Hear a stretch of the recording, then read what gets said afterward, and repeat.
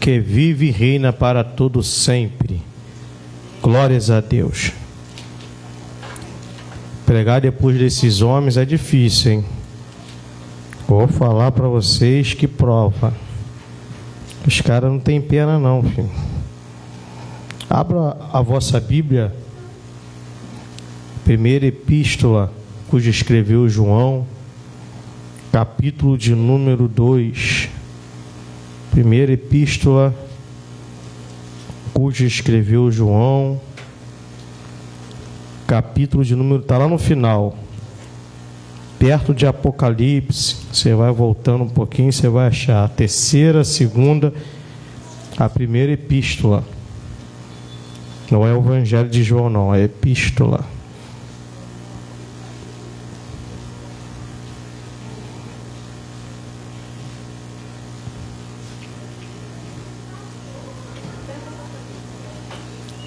Primeira epístola, cujo escreveu João, primeira. Quero agradecer a presença de todos, visitantes que não são visitantes, a Carmen e toda a sua família, amigos que estão conosco. É uma honra tê-los nessa noite tão especial. Confesso que estou muito alegre, feliz demais por esse momento. É um dia, para mim, ficou e vai ser marcado, e já está marcado na tábua do meu coração. Capítulo 2, versículo 1. Chegou a hora de a gente estar ligado, para que Deus possa falar aos nossos corações ainda mais, que já falou bastante. Está escrito assim, no versículo 1: meus filhinhos, estas coisas vos escrevo para que não pequeis. E se alguém pecar, temos um advogado para com o Pai, Jesus Cristo, o justo. Somente até aqui. Podei-vos assentar. Jesus Cristo, o justo. Quero dizer que é uma honra poder cultuar com vocês, sentir a presença de Deus juntos. Sabemos que em casa nós temos essa liberdade, né? Mas como igreja somos membros de um corpo, e quando o Espírito Santo nos convence de que o culto junto é importante, isso é um presente. Nem todos compartilham desse pensamento, e nem todos foram convencidos a juntos poder expressar, e juntos nós somos completos. Então, quando nós se reunimos para expressar com alegria o quão importante Deus é para nossas vidas, isso é bom demais. Eu me sinto alegre em poder estar aqui junto com cada um de vocês expressando. Amados, confesso que a leitura ao qual nos foi feita, assim que o Espírito Santo colocou no meu coração de estar ministrando, eu fiquei pensativo, olhando para as características e sentindo na pele a responsabilidade de pregar tal mensagem escrita por esse homem formidável, cujo tem o seu nome, João. Eu comentando com a pastora Evelyn, que à tarde de ontem, Deus, ele me visitara na hora que eu estava trabalhando, e eu fiquei trêmulo. As mãos começaram a tremer, a carne tremeu, e veio um temor de Deus muito grande no meu coração. Eu falei: Senhor, por que essas coisas acontecem comigo? E quando nós fazemos e refletimos no que está escrito aqui, para entendermos a profundidade, ou pelo menos entender um pouco o que João está tentando passar para a igreja, nós temos que compreender algumas características do mesmo. temos que conhecer um pouco de João e conhecer o que ele está fazendo com esta escrita que faz ser diferente a dos evangelhos. Os evangelhos é uma escrita, no modo geral, mostrando o amor de Deus para a humanidade, ao qual o Cordeiro Santo Imaculado, antes da fundação do mundo, já havia sido oferecido. Ou seja, a visão de João nos evangelhos é uma visão espiritual. Aqui é uma epístola. A epístola é diferente da carta, porque carta é direcionado à pessoa, epístola é direcionado à igreja. Sendo que esta epístola, ela traz uma característica, não uma igreja de um endereço, não de uma igreja situada em um estado, situada em um município, situada em uma rua, não. João escreve essa epístola para a igreja em todos os tempos, daquele tempo, do tempo um pouco futuro, do tempo muito futuro, do tempo próximo à vinda do Messias, no tempo da vinda do Messias. É uma epístola que não está preso a um povo destinado, mas sim a noiva, o corpo de Cristo. E esta epístola, ela vem mostrando a importância de não se entregar ao pecado e não residir em um endereço chamado trevas. João tem esse cuidado, e ele vai, na sua escrita, tendo um cuidado tremendo naquilo que ele está escrevendo, naquilo que ele deseja transmitir, com muito respeito às meninas dos olhos de Deus. Ele começa a chamar de filhinhos. Ele põe eu posso se dizer, o tempero que ele utiliza em suas escritas é o amor. Você vai ver que o tempo todo ele menciona o amor. E o que esperar de um homem que também é intitulado como o discípulo, o apóstolo do amor? O homem que por ele mesmo ele se intitula aquele que Jesus mais amou. João é um discípulo que ele conhece a responsabilidade de discipular a igreja, discipular a noiva, discipular o corpo de Cristo. Mas ao mesmo tempo, ele sabe o sentimento que Deus tem por esta noiva, e decide estar trazendo correções, instruções, colocando o amor. Creio eu que ele estava com um temor de ser desrespeitoso com essa noiva, de ser desrespeitoso com a igreja, de ser desrespeitoso com a menina dos olhos de Deus. Mas ele também não pode ser omisso. Ele também não pode deixar de instruir para que a noiva não venha se perder no reino das trevas. Aqui falar desse homem que tanto ama, que tanto expressa do amor. Acredite você ou não, nem sempre João foi assim. Nem sempre João se comportou desse jeito. Se você for olhar João nos evangelhos, ele aqui está irreconhecível.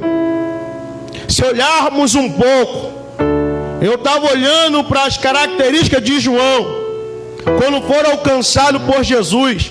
Ele carrega em suas características, e por que não dizer, o homem colérico. Acredito eu que João ele era colérico ou ele era sanguíneo. Mas olhando para algumas atitudes, eu chego a acreditar que ele era colérico. E como um colérico, ele vai reagir mediante a situação. Jesus, chegando em Samaria, foi mal recebido.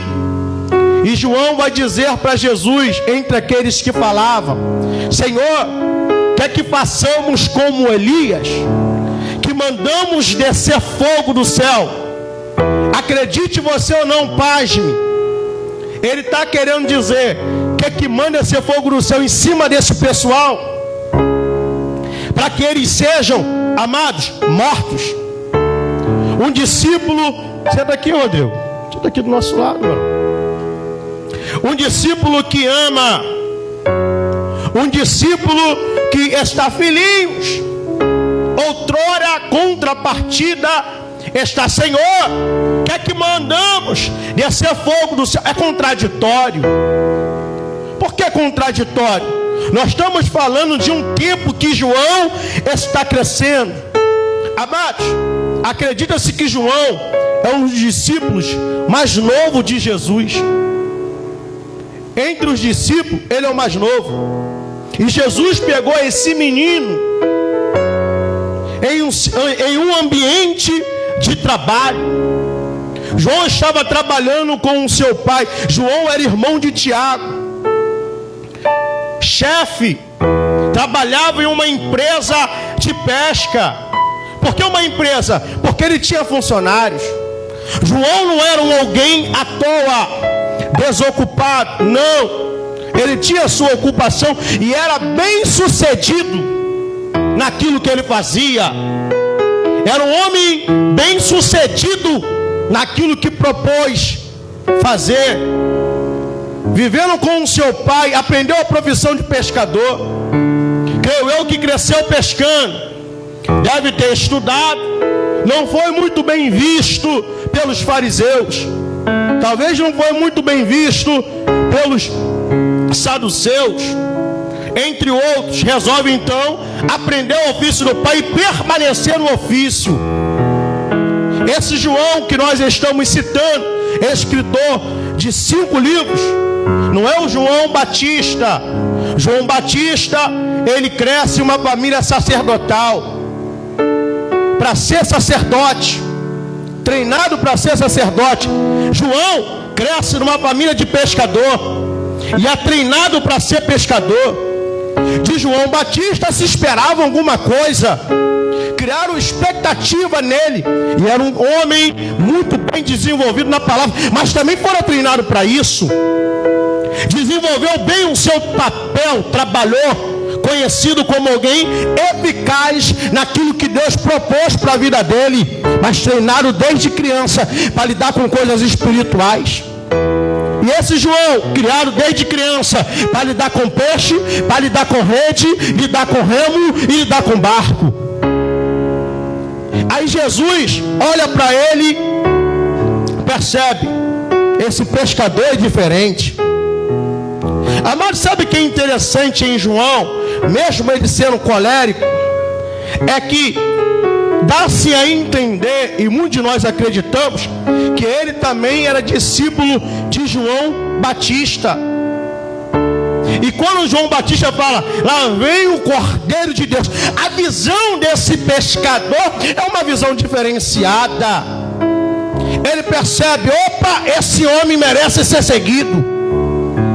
E quando Jesus chama ele, tirando ele da sua rotina, que faz ele ser bem sucedido financeiramente, ele não pensa nenhuma, nem duas, nem 3 vezes. E sabe o que chama atenção? No momento que ele é chamado, ele está na presença do seu pai. Junto com o pai, ele poderia dizer, Jesus, deixa eu viver mais um tempinho com o papai. Como um dos disseram, deixa eu enterrar meus pais primeiro. Aí Jesus dá a resposta, deixa que os mortos enterrem os mortos. Não está falando de morte literalmente, amados. É outra perspectiva, mas não vou entrar por causa da hora. E quando se fala de João, alguém que está em uma boa atividade, bem remunerado, e Jesus chama, ele larga o convívio da sua família e segue Jesus. E andando com Jesus 1 ano, 2 anos, permanecia com essa dificuldade de vencer seu temperamento. Já no final do ministério de Jesus, ele fala: quer que manda descer fogo do céu? Mas Jesus investe e dá 3 anos de ensinamento a esse jovem. É Jesus pensando: está me dando trabalho hoje, mas amanhã estou investindo conhecimento hoje, mas amanhã vai ser um dos melhores pregadores do meu corpo ministerial. Está me mandando matar hoje, mas amanhã vai interceder para não morrer. Está mandando arrancar a vida hoje, mas lá na frente eu vejo João, em vez de pescar peixe, pescando alma por reino de Deus e dizendo: filhinhos, não pequeis. É o mesmo João. Você sabe o que é interessante? Não pensa você que Deus quer que um colérico deixe de ser colérico. A gente entende às vezes as coisas do jeito errado. Não pensa você que Deus quer que você perca as suas características. Quando fala que nós mudamos, é porque nós agora não estamos tomando decisão baseada nas nossas emoções, nas nossas características pecaminosas.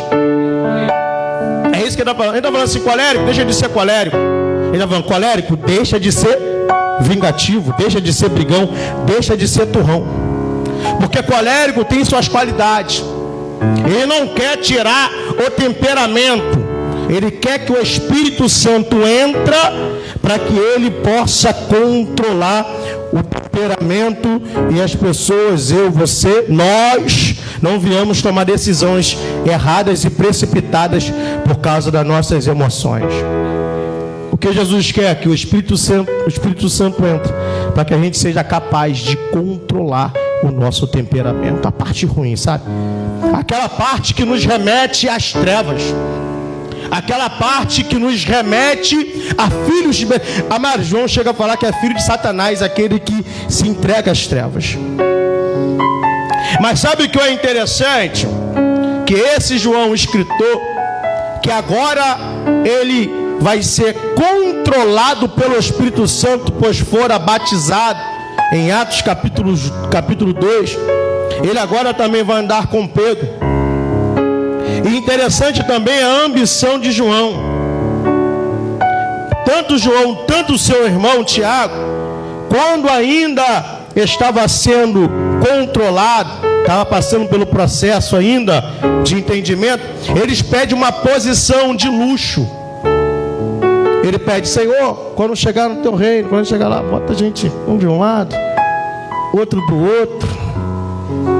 Ambicioso, porém até uma ambição legal, está no reino. O problema é que ele ia estar num lugar que não era dele. Ele queria um destaque, né? Jesus queria dar destaque a ele, mas ele queria um destaque maior. Ele queria um destaque além daquilo que foi separado para ele. E esses 2 irmãos, Tiago e João, eles têm um fim diferente. Porém a característica dos dois são bem parecida.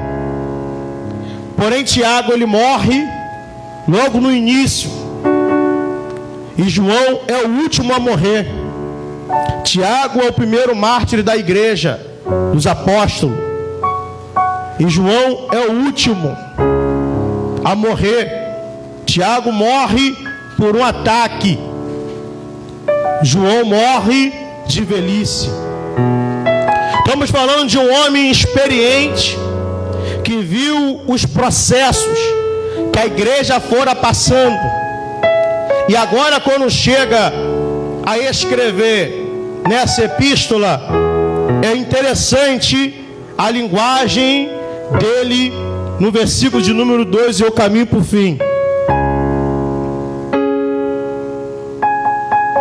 Ele vai falar: meus filhinhos, estas coisas vos escrevo para que não pequeis. E quando se fala de pecado, é o que João está lutando o tempo todo, trazendo referências que o pecado não é bom, que aquele que comete pecado é filho das trevas. Ele vai relacionando as pessoas, o pecado e as trevas. Porém, temos que pensar como João está pensando quando está escrevendo isso aqui, amados. Porque João, quando está escrevendo isso aqui, ele não está pensando em quem está no bar. Porque mesmo com carinho, ele é firme. Mesmo com amor, ele é firme. Porque ele não está pensando em quem está lá na festa, comemorando agora o pagodinho lá em São Gonçalo. Ele não está pensando em pessoas que estão na comunidade agora portando armamento. Ele não está pensando nessas pessoas, porque essas pessoas é tratado de uma outra forma. São pessoas que estão vivendo sem conhecimento e que precisam ser alcançados ainda. Ele está escrevendo pensando em quem já foi alcançado. É uma epístola à igreja, ou seja, ele está escrevendo pensando nos membros da igreja, está escrevendo pensando nos obreiros da igreja, está escrevendo pensando nos diáconos da igreja, está escrevendo pensando nos missionários, nos presbíteros, nos evangelistas, nos pastores, no corpo da noiva. João não está pensando em quem está lá fora. Filhinhos, não pequei quem? Nós. E até mesmo nós que estamos presos no pecado, ele fala, faz parte das trevas. Mesmo estando fazendo parte desse corpo coletivo de igreja. Porque aquele que é nascido de novo, aquele que é nascido em Cristo, não pode ter prazer no pecado. Aí ele fala, olha só, se você pecar, você é isso. Mas aqui já é diferente. Ele está falando, filhinhos, não pequei. Ele está dando uma esperança para quem pecou. Porque ele fala, não pequei, não quer que você peca, mas se pecar, mas não é todo mundo. É uma situação. Quem é este que faz parte da situação desse versículo? Ó, não pequeis. Em cima, se você for ler o capítulo 1, ele mete malha em quem peca. Fala que está preso nas trevas. Os capítulos posteriores. Mas aqui ele fala, se pecar tem um advogado. Mas esse advogado não é para todo mundo, é quem peca por acidente. Esse que peca aqui, ele está dizendo para quem não tem prazer no pecado. É para quem não quer pecar e acaba pecando, não planejou. Quando o apóstolo Paulo, o mal que eu quero, o apóstolo Paulo fala, o mal que eu não quero fazer, esse, você sabe por quê? Sabe o que ele está falando aqui? Ele está dizendo, o mal que eu não quero cometer mora comigo. Ele está falando, o mal que eu não quero cometer está comigo todos os dias. E quando eu vejo, já. Ele está falando, é difícil, mas mesmo sendo difícil, tem uma guerra ferronha todos os dias. Eu luto contra essa natureza que tenta me governar toda hora, todo dia, todo minuto, todo segundo. Eu não dou mole para ela. Eu sei que a natureza entrou em mim desde quando Eva e Adão pecou, mas eu luto, milito com ela todos os dias para ela não me governar. Mesmo ela armando arapuca para minha vida, sabe o que acontece? Essa natureza que anda comigo, com você, ela vai estar pensando, amanhã eu vou botar um buraco ali só para cair. Ele sabe, João também sabe, que essa natureza pecaminosa, ela está armando alguma coisa para te pegar de surpresa. O apóstolo Paulo sabe, opa, esse pecado está se preparando, para quê? Para me pegar na esquina. Todo dia ele arma uma estratégia para me derrubar. E todo dia eu tenho que ser superior a esta natureza e vencê-la a todo momento. Filhinhos, não pequeis. Mas se a arapuca do pecado te pegar, fica tranquilo, porque tem um advogado justo e fiel. No original tem um intercessor que intercede por vós. No grego olha, fica tranquilo, porque se você pecar, do lado do justo juiz tem alguém que intercede pela tua vida. E se o pecado te pegar de surpresa, ele envia anjo ao teu respeito, ele envia anjos de batalha, de peleja, para te arrancar dessa situação, para te arrancar da arapuca, para te arrancar da rede, para te arrancar do laço do passarinheiro. Ele vai dar um jeito na peste perniciosa, porque ele é justo. Ele é justo. Não é qualquer advogado, é justo. No original seria intercessor. Porém, a melhor palavra a colocar nessa situação é advogado. Para melhorar o nosso entendimento, o advogado fica mais interpretativo, nos dá um entendimento melhor do que João está tentando transmitir aqui. Por quê? Se você for olhar a característica de um advogado, se ele quer ser justo, ele precisa, primeiramente, acreditar em quem ele vai defender.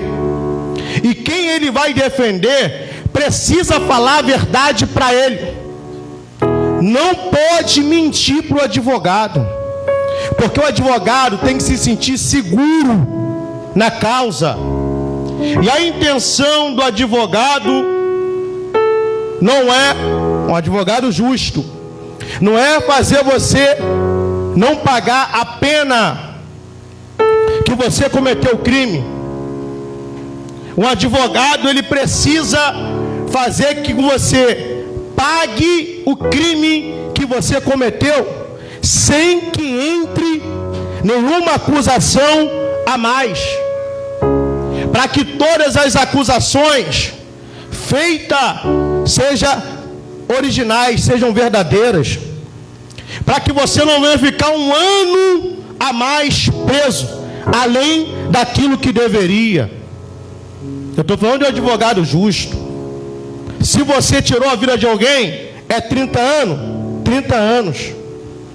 Se você tirou a vida de alguém, é 20 anos, é 20. Interessante que Jesus, ele é um advogado que quando ele olha para você, não precisa você falar, ele já sabe que você pecou. Aí João fala assim: aquele que diz que não peca é mentiroso. E o advogado sabe que você está mentindo. Não mente para o teu advogado. É por isso que ele fala: se pecar, confessa, abandona. Porque esse advogado, além de ver você pecar, ele sabe qual foi a intenção e o motivo que te levou a pecar. Amados, quando se fala de justiça, não estou falando de direito, estou falando do que é justo, justiça. Justo é justo. O que é justo é justo. E se a gente pecar, o texto, a Bíblia ensina que devemos confessar. Não podemos criar na nossa mente pensamentos ou planejar o pecado. Jesus, quando ele se coloca diante o gasofilácio no templo, é muito interessante, varão. Eu falei: Senhor, eu quero entender isso na sua perspectiva. Porque se a gente for falar de direito, uma que eu não sou advogado, eu não sou uma pessoa habilitada para falar de maneira profunda a respeito disso. Mas o que está na Bíblia eu quero entender. Interessante que quando Jesus senta ali, é muito interessante a atitude de Jesus e os olhos fitos de Jesus em quem está trazendo a oferta. Porque ele sabia que as pessoas estavam levando a oferta, mas cada oferta tinha uma intenção. Então Jesus não está olhando para a oferta, está olhando para a intenção. E ele começa a olhar, sabe? Opa! Ele vai olhando. E uma mulher que não tinha nada, e o pouco que tinha, por causa da intenção, ela chamou a atenção de Jesus. Sabe por quê, gente? Se a gente esperar ter condição para dar, a gente nunca dá. Se a gente esperar ter para dar, a gente nós nunca vamos dar. Aquela mulher tinha pouco, mas a intenção dela era de ofertar. E Jesus olha para a intenção, e ele vai fazer um julgamento justo daqueles que davam muito e daqueles que davam pouco. Ele vai olhar para a intenção. O pecado é do mesmo jeito. Quando a gente peca, Jesus sabe qual é a nossa intenção. Se foi um pecado intencional, se foi um pecado sem querer, se foi um pecado planejado, arquitetado, ele sabe. Então quando ele fala que ele é o justo, a palavra justo aqui que dá um problema enorme. Porque ele está falando assim, ó, vou advogar a sua causa. E o interessante é que para pegar a causa, geralmente, você paga primeiro o advogado. O advogado, quando ele pega a tua causa, geralmente, já está pago. Quando você vai tirar alguém que a polícia pegou, levou para a delegacia, você vai procurar um advogado da sua confiança. Ele vai falar, é tanto para mim representar o teu filho, o teu neto, teu amigo, seu primo, teu esposo, a tua esposa. É tanto? É.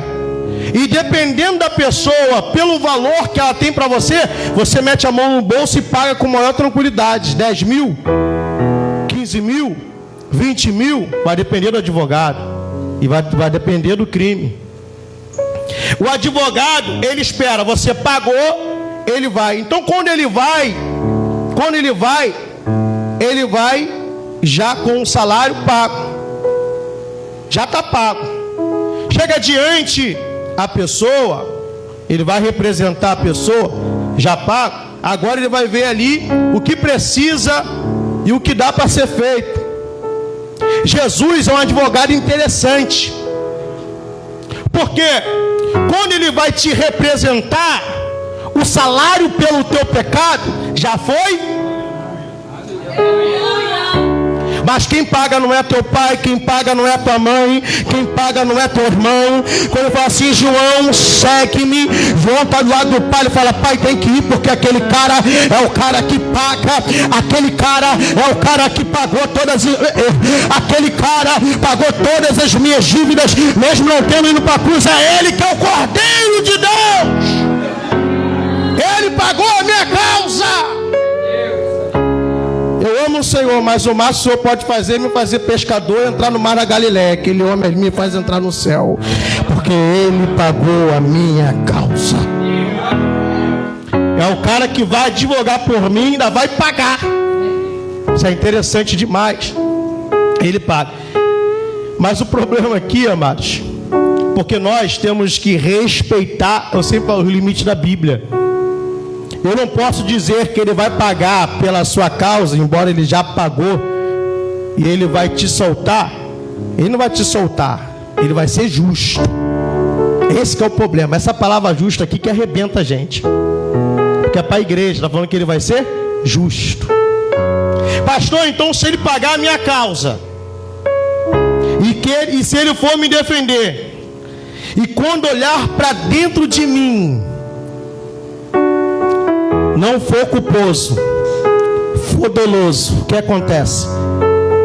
É o que é justo. Salário do pecado é o que é justo. Qual é a diferença do doloso para o culposo? Culposo, você tem a culpa porque você pecou. O doloso Você teve o dolo, a intenção, você planejou a sua atitude. Tem agravante. Ele pegou a tua causa. Aí vem um problema que a gente tem que ter cuidado, gente. Porque ele pegou a minha causa, pagou por ela, mas se ele olhar dentro de mim, e a intenção for má, pastor, ele é justo. E como justo, ele vai falar: você vai ter que pagar a tua sentença. Isso que é o ruim, gente. Sem nenhum agravante, só o que você tem direito. E se a gente não sabe, a gente nasce indo para o inferno. É por isso que nós somos da igreja, mas nós vamos ser cobrados. Quem não está lá fora vai ser menos cobrado do que a gente. Porque a gente conhece as infrações e cometemos sabendo que é infração. Aí ele fala: ele é justo. Ele é justo. Aí eu te convido nesta noite. O que João está fazendo aqui é um convite para uma vida de santidade.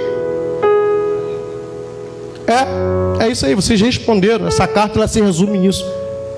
João convidando a noiva de Deus a ter uma vida de santidade, a repudiar o pecado.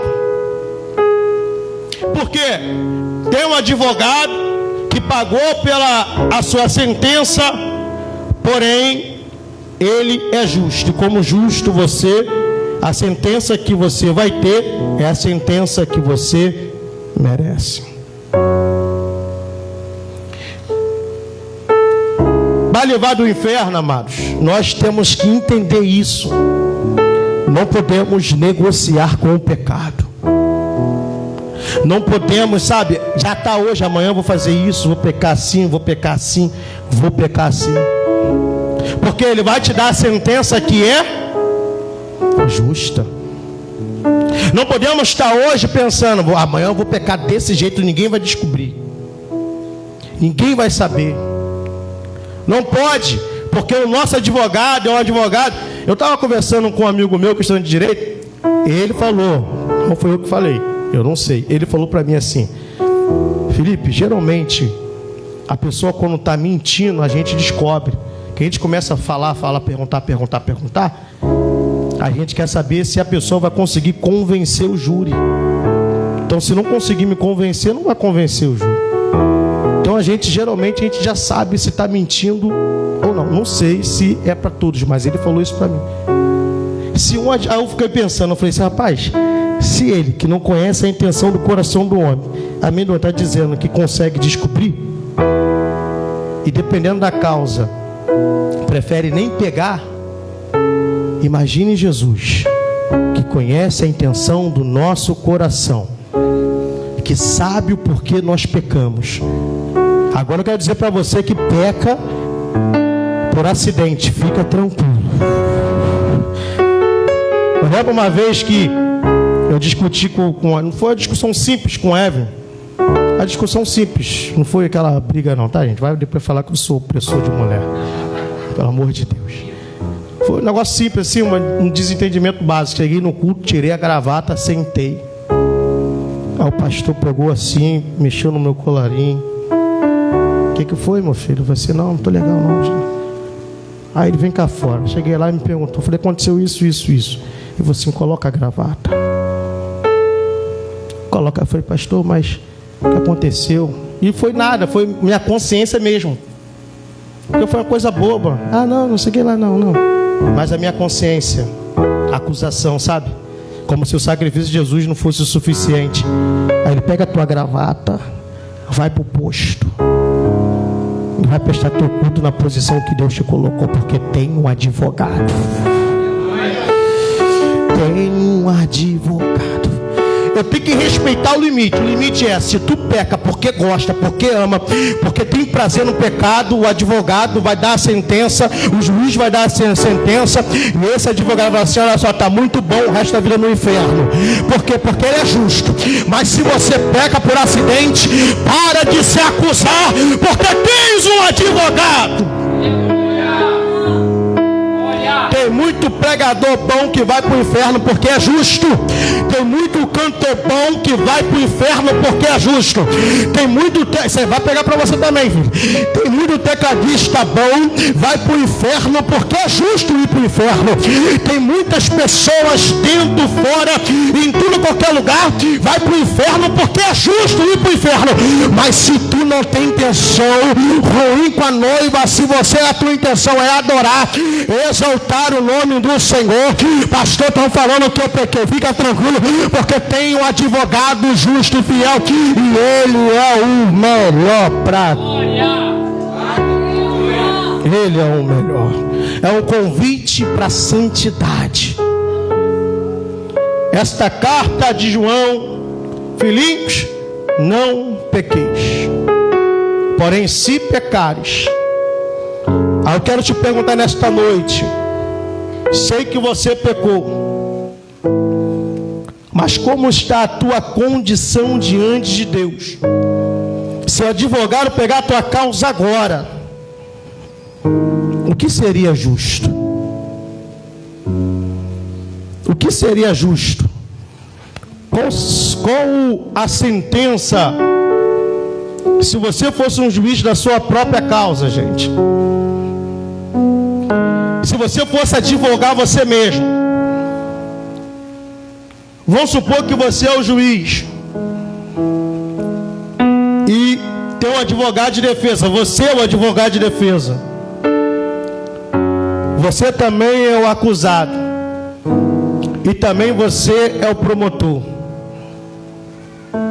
O que seria dito nessa reunião, ao qual você faria todas as partes, e olhando e examinando todos os seus pecados, sem assumir nenhuma culpa que não é tua por direito, só aquelas que você planeja, o que você diria desta causa? Pastor, meu temperamento ainda está me dominando. A minha intenção, eu faço as coisas, mas a minha intenção ainda é ruim. Eu ainda me entrego às minhas paixões. Ô pastor, tudo que acontece comigo é sem querer, quando vejo já fiz. Qual seria? O que você faria? O que você falaria de você? E qual sentença você acha justa? Qual sentença eu acho justa para mim? Qual sentença você acha justa para você? O bom é que nós estamos num culto que podemos refletir isso e sair daqui mudando as nossas atitudes e deixar Jesus guiar a nossa vida para que Ele mude nossos resultados. O bom é que depois que eu examinar essa sentença, eu posso chegar a uma conclusão e posso pedir a Jesus para ajudar eu melhorar nos meus pontos fracos e fortalecer meus pontos fortes. Ele vai dizer: filhinhos, não pequeis, mas se pecares, tem um advogado. Qual seria a minha tua sentença para esta noite? Eu quero te convidar, amados, a uma vida de santidade. Eu quero te convidar a você examinar as suas intenções, você examinar os teus porquê. Porque você quer ir para o céu? Porque tem medo de ir para o inferno? Ou porque você quer se encontrar com o Messias? Porque eu vou para a igreja para receber algum benefício terreno? Ou eu vou para me reunir com pessoas maravilhosas e adorar o meu Deus? Quando eu descobri que eu tenho que vir para a igreja para adorar a Deus e servir as pessoas, nunca mais eu senti vontade de faltar culto. Nunca mais eu senti vontade de faltar culto. Quando eu ia para o culto só por causa de Deus, aí tranquilo, porque em Deus eu fico em casa também. Quando Deus revelou para mim o verdadeiro motivo de eu ir ao culto, que era por causa dele e por causa das pessoas. Fica muito fácil cantar, porque você canta para Deus receber adoração, mas sabendo que tem pessoas quebradas, sentadas, E quando você libera uma palavra, você foi chamada por Ele. Você era um pescador que não valia nada, que não valia nem a roupa que vestia, mas o advogado justo e fiel falou: vou pegar a tua causa, vou pagar o que tem que pagar, vou pagar a tua fiança, caloteiro, vou pagar a tua fiança, 7-1, vou resolver teu problema, vou te dar uma veste nova, e agora, em vez de ser pescador, vai escrever 5 livros da minha... Isso é muito forte. De pescador virou escritor de Jesus, ensinando a igreja a viver em posição de santidade. Dava volta em César, dava volta nos cobradores de imposto. Agora não, agora tudo mudou na vida dele. Mandava matar. Senhor, quer que manda descer fogo no céu para que mate esse samaritano que não presta. Agora eu vou cantar para quem está no bar seja alcançado. Agora eu vou louvar para quem estiver na Cracolândia ser alcançado. Agora eu vou louvar para que o meu vizinho seja alcançado. Agora eu vou louvar para que a minha casa, para que a minha família, meu Deus, estava mandando matar os samaritanos. Agora, meus filhinhos, não pequeis, porque já começa a receber de Deus uma graça para o teu ministério.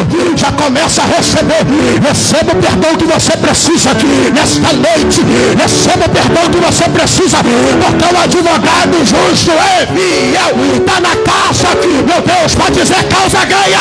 É causa ganha. Alvará de soltura para o teu ministério, alvará de soltura para a tua casa, alvará de soltura nesta noite. Solta a voz, porque tem alvará de soltura para a tua voz. Tem. Receba de Deus nesta noite. Fico feliz em liberar essa palavra profética. Sabe por quê? Porque eu expliquei tudo aqui. Eu expliquei. Por isso eu gosto de explicar, que eu fico livre para profetizar. Quando a gente entende o que o texto está querendo mostrar, pode ligar. Quando a gente entende, a gente profetiza com leveza. E você pode receber com alegria, porque o teu advogado, nesta noite, o acusador está dizendo: não vai sair dessa situação. Não vai sair. Sabe por quê? Planeja o pecado todo dia. Pastor, eu planejei. Tem salvação para mim? Tem, filha. Não tem. Daqui para frente o negócio ficou meio estreito, que você agora descobriu. Mas se foi de hoje para ontem, ano passado, tem. Por quê? O crime de Eva foi doloso. O crime de Eva foi doloso, foi. Por quê? A serpente chegou para ela e falou assim: come lá. Ela não comeu de imediato, ela não foi influenciada para comer. A serpente foi falando, ela começou a desejar, foi desejando. Já Adão foi culposo. Eva deu, ele comeu. O de Eva foi doloso. 2 tipos de pecado diferentes. Porque ela desejou, pensou e comeu. Tem perdão para quem comete o pecado planejado também. O negócio é que tem que assumir. Pastor, eu planejei. Eu marquei dia, eu marquei hora, eu pensei um dia antes, eu fiquei pensando como ia fazer.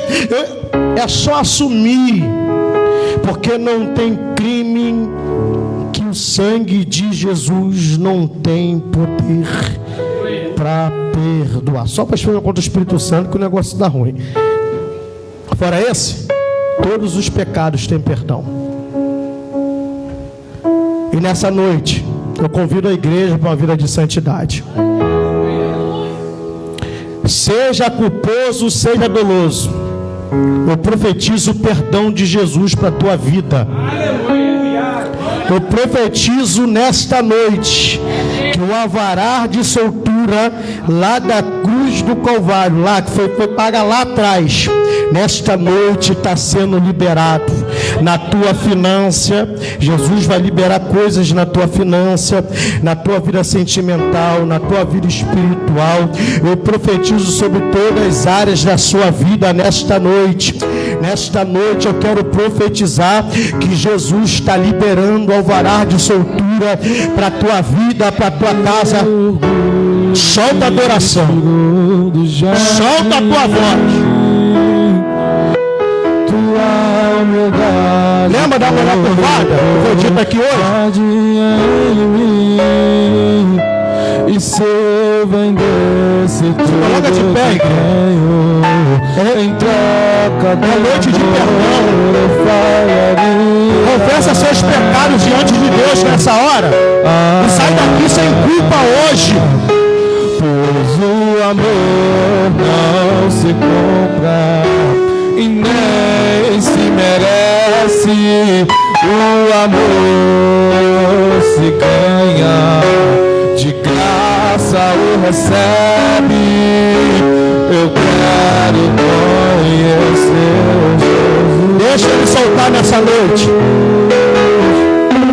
Eu quero conhecer Jesus. Nunca mais você vai ser achado nele. Eu quero o advogado dele.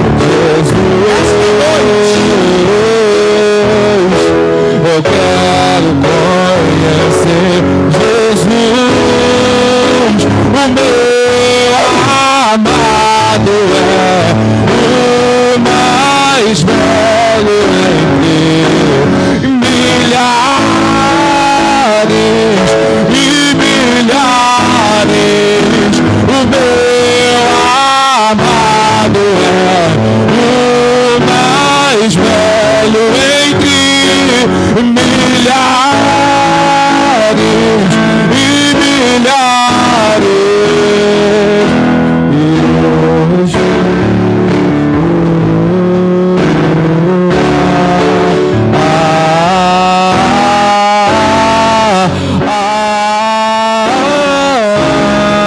Fala pra ele aquele que te aprisionou.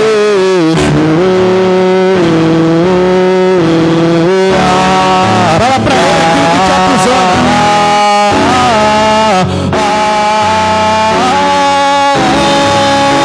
O meu amado é o mais belo entre milhares e milhares. E que se abra os céus e o teu reino vem. A nossa fé está no nosso Deus. E que se abra os céus e o teu reino vem. A nossa fé está no nosso Deus. E que o céu fechado se abra, teu reino venha mover.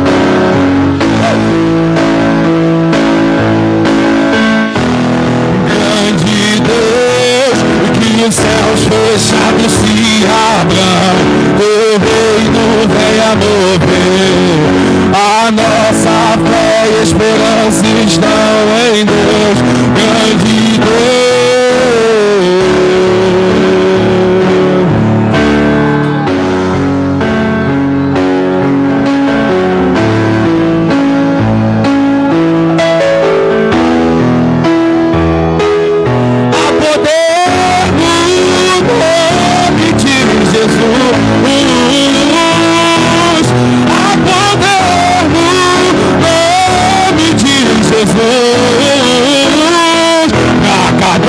Quebrar, cadeias quebrar, cadeias quebrar, cadeias quebrar, cadeias quebrar, cadeias quebrar.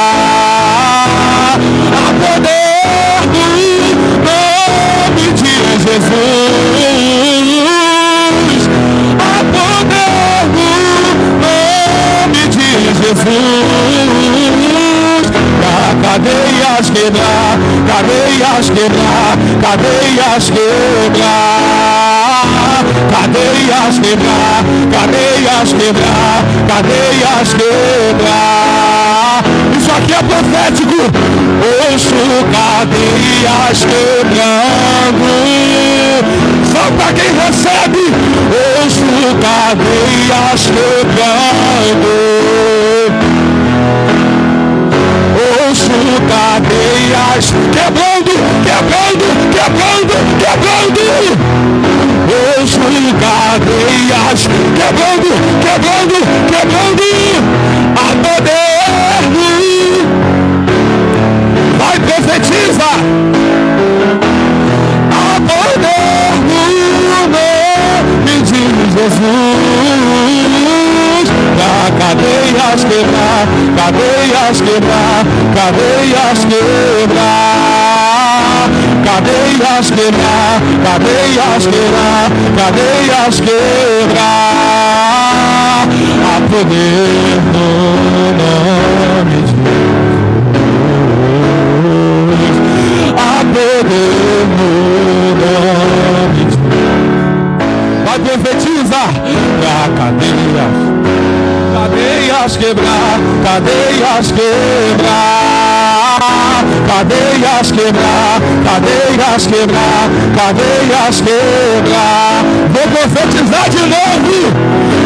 Ouço cadeias quebrando. Ouço cadeias quebrando, quebrando, quebrando, quebrando, quebrando. Ouço cadeias quebrando na tua casa, quebrando, quebrando. Ouço cadeias quebrando. Jesus está arrancando depressão aqui. Ouço cadeias quebrando. Ouço cadeias quebrando. Ouço cadeias quebrando. Ouço cadeias quebrando. Ouço cadeias quebrando. Oh, glória.